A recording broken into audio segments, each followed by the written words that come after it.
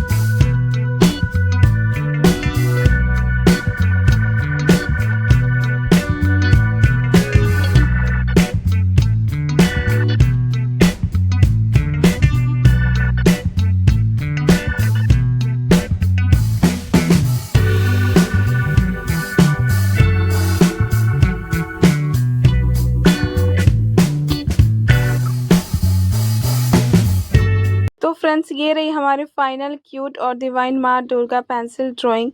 कितनी सुंदर लग रही है ना। देखा आपने, इजी स्टेप फॉलो करके ऐसी ड्राइंग बनाई जा सकती है।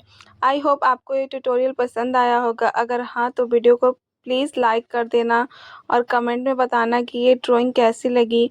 ऐसी और एक्साइटिंग आर्ट वीडियोस देखने के लिए मेरे चैनल को सब्सक्राइब कर लीजिए और बेल आइकन दबाना मत भूलना। अगले वीडियो में मिलते हैं, तब तक के लिए टेक केयर और आप सबको जय माता दी।